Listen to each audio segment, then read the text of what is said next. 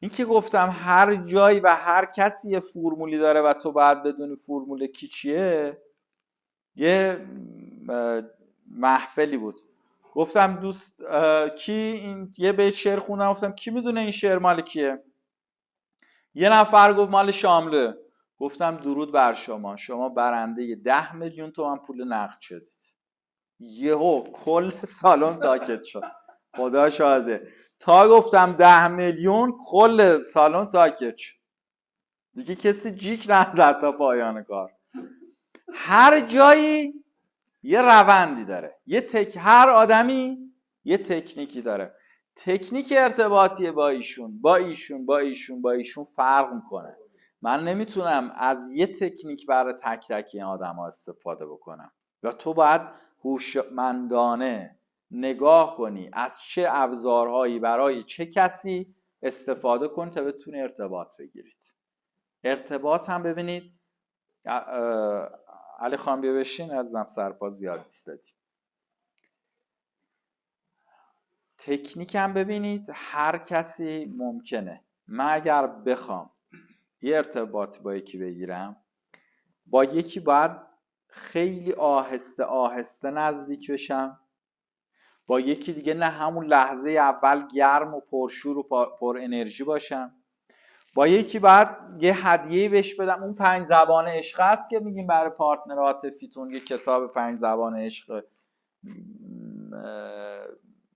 برای پارتنر عاطفیتون، ببین کدوم یکی از این 5 تا زبان عشق پارتنر شماست. همین توی آدمای دیگه هم صدق میکنه. ببین یکی دوست داره حرفای قشنگ بشنوه، یکی دوست داره براش وقت بذاری کاراشو انجام بدی، یکی دوست داره بهش هدیه بدی و ببین آدما چی دوست دارن، چیکار کنی اون پیوند عاطفی بهتری براش پیدا میشه. کاریزما یه نکته‌ای داره، جذابیت فردی. اگر کنار تک تک ماها هر کدوممون یکی صندلی خالی باشه، 20 نفر بیان تو، من بهتون قول میدم بگیم که برید پیش یکی از ماها بشینید، 19 نفرمون ایشون انتخاب میکنه. چرا؟ چون روی گشاده‌ای داره، مثبت صورت. چطور ما به این صورت دسترسی پیدا میکنیم؟ موقعی که واقعا درونمون هم سالم باشه. هرچه ما آدم سالمتری باشیم، ذهنیت سالمتری داشته باشیم، صورت مثبتتری هم پیدا میکنیم. رنگ رخساره خبر میدهد از سر در.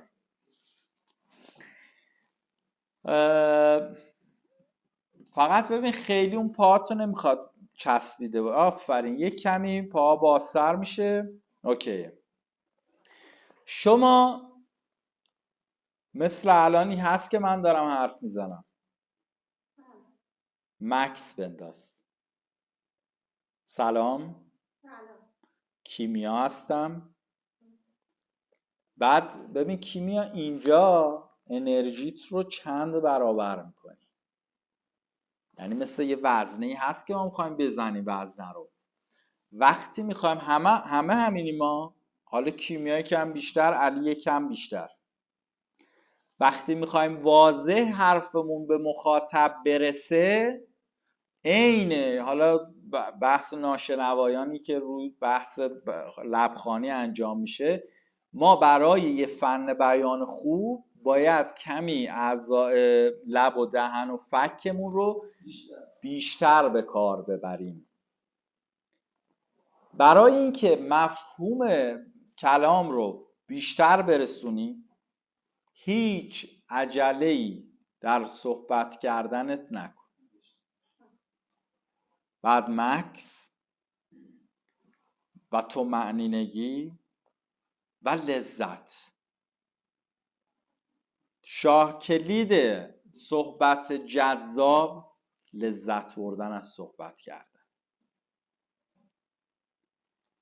اگر شما توانستید از صحبت کردنتون لذت ببرید، دیگران هم مسخ کلام شما خواهند شد.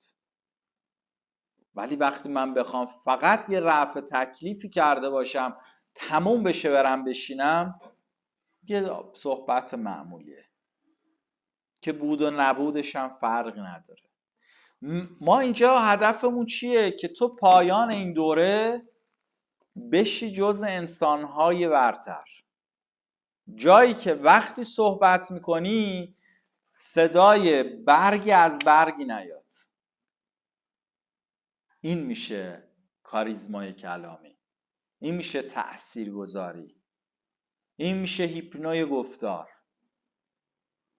این بود. فقط 2 تا نکته رو میتونیم اضافه بکنیم.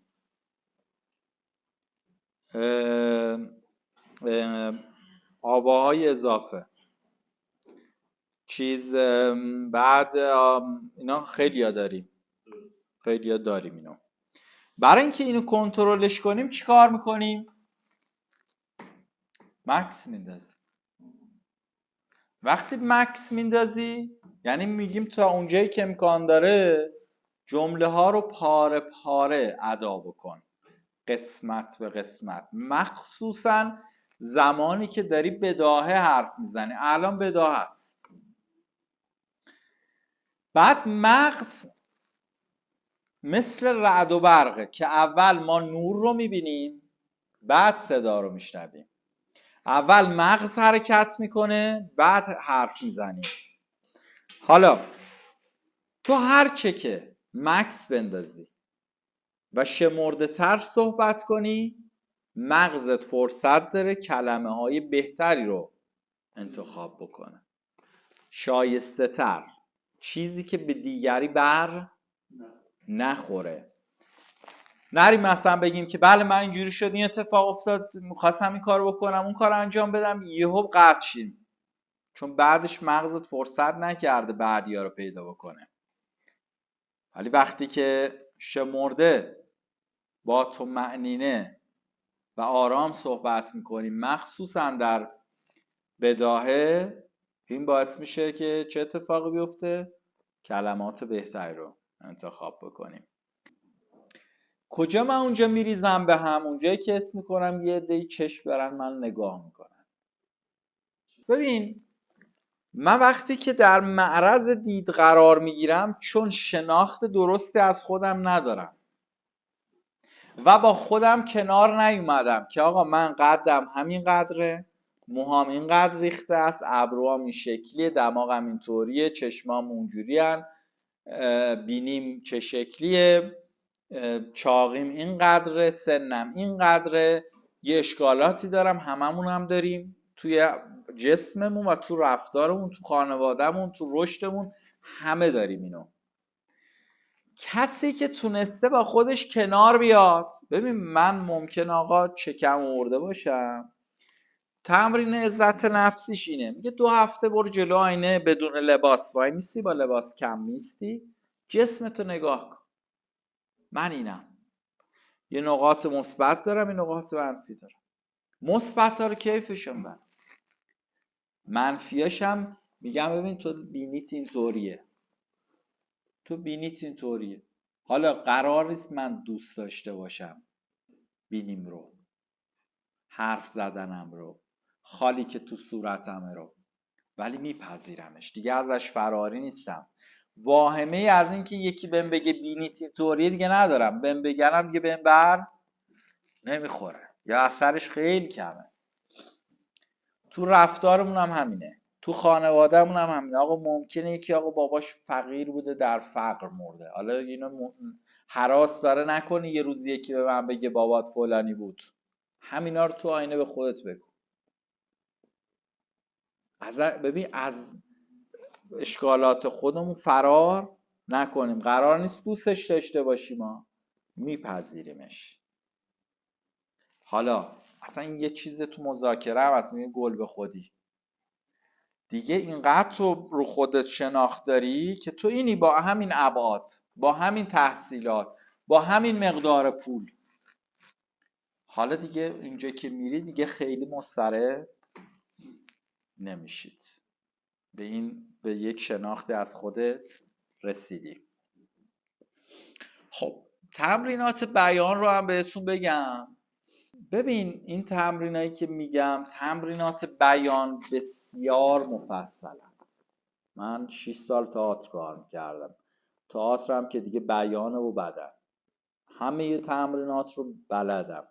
ولی آن چرا که میخوام بهتون بگم انجام بدید، چکیده داستان راحت ترین و تأثیرگذارترین تمریناته. ما وقتی که میخوایم بریم باشگاه قبلش کار میکنیم. آفرین. من بعد حنجرم رو گرم بکنم، بعد تمرینای اصلی رو انجام بدم. برای گرم کردن حنجره ما اولا که تنفس دیافراگمی داریم با شکمه. حالا انجام هم ندادیم باز خیلی مهم نیست، چون عمدتاً این کار برای گوینده ها، برای بازیگرها، برای مجری ها، برای اون خیلی حائز اهمیته. اما تهش ما کلا هم که اگه بتونید تنفس دیافراگمی انجام بدیم که میگن بین 3 تا 5 سال عمر آدم ها رو طولانی تر میکنه، چون اکسیژن بیشتری میگیرید. اکسیژن بیشتر بدن بهتر کار میکنه، حالا سلولا بهتر کار میکنن و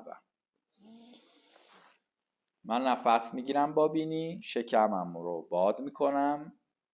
تمرینش هم اینه که حالا بهتون بگم هر کی خواست انجام بده. دست چپتون رو میذاره رو قفسه سینه، دست راستتون رو شکم.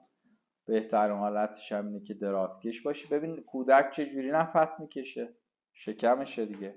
در گذر زمان ما به خاطر اون راحت طلبیه تنفس میاد تو قفسه سینه، فقط میاد تو ششم.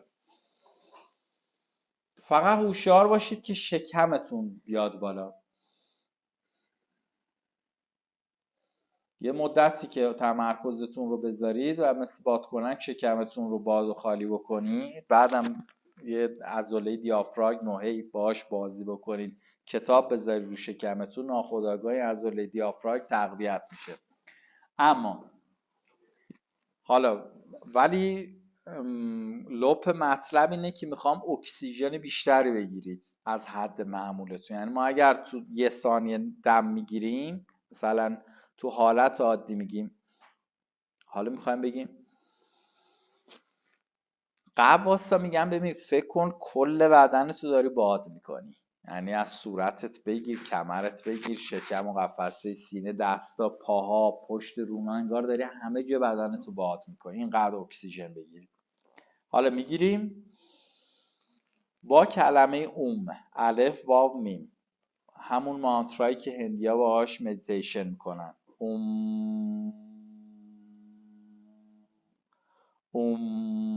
حالا ما با دهن بسته نفس میگیریم.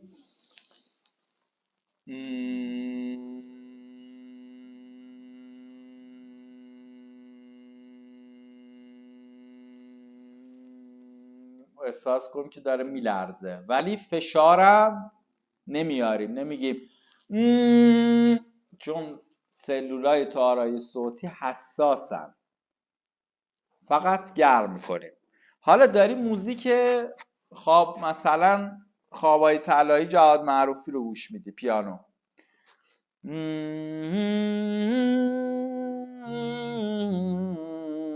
هم که با تو رادیو یا موزیک داری گوش میدی، با همون موزیک شروع میکنی گرم کردن.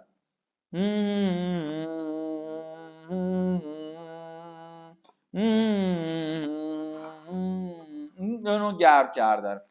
2-3 دقیقه این کار رو انجام میدی تا تارای صوتی گرم شه. بعد یک کتاب بر میدارید، 2 صفحه مشدد خوانی میکنید، یعنی رو هر کلمه تشدید میذارید و تا اونجایی که میتونید دهنتون رو روی واژه ها باز میکنید. گفتم باید با هم باشیم، بر زخم هم مرهم باشیم. گرفتین؟ زبانتون رو بیشتر به کار میگیرید، فکتون رو بیشتر باز میکنید، لبها رو بیشتر باز میکنید. 6 تا حروف صدادار داریم ما: ا، او آ ای او. اینا رو تو حروفی که داری به کار میبری دهنت رو روش باز میکنی. این یه تمرین. تمرین دوم گاز زدن سیبه، برای اینکه فکت بیشتر باز شه. تا اونجایی که میتونی فکت میکشی. آدامس جویدن فرضی، از راست به چپ، بعد از چپ به راست، و هر بار این آدامس بزرگتر و بزرگتر و سفت‌تر میشه هر از چنگایی تا این فک تقویت شه. بعد باید بتونیم کم کم روی ر، چون زبان خیلی سنگینه،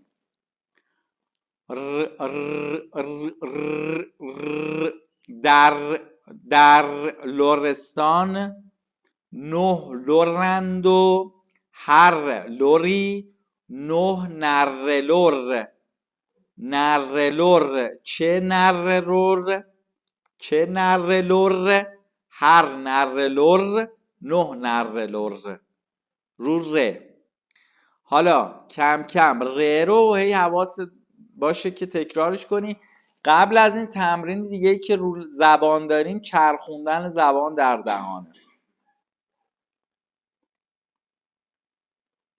آره این تمرین ها رو هر روز انجام میدید. برای یه تمرین دیگه هم هست بهتون میگم انجام میدید.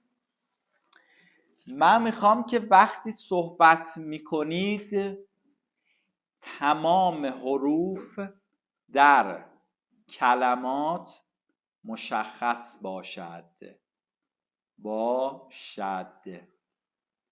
تمام حروف در کلمات مشخص باشد. سلام، بسیار خوشبخت هستم که امروز در بین شما عزیزان. بعد سرعتش رو آروم آروم بیشتر میکنیم. اما وقتی که تمرکز میکنی بر اینکه تمام حروف در کلمه به گوش مخاطب برسه، چون بعد خودت برمیگردی و گوش میدی، کامل واضح کلمات به گوش مخاطب برسه. این رو هم انجامش میدیم. با صداتون رو ضبط میکنید. برای تمام دوستانتون زین پس فایل صوتی میفرستید به جای اینکه تایپ کنید. بعد برمیگردید گوش میدید. جلسه آینده راجع به زیور کلام صحبت میکنیم، چطوری زیباتر کنیم صحبت هامون رو، و مکررن هی این رو گوش میدید تا خودتون رو بسازید. جلسه بعد راجع به بداهه گویی و مشدد خوانی صحبت میکنیم. اما هر چیزی رو هم که گفتم جلسه بعد اگر قرار شد اونجا صحبت کنید مراعات کنید، مثل ایستادن، استفاده از دست ها، با انرژی صحبت کردن، با لبخند داشتن، ارتباط چشمی تاثیرگذار و توجه کردن به آدم ها. شب خوبی رو براتون آرزو میکنم. تا درودی دیگر، بدرود. پر انرژی باشید برای خودتون.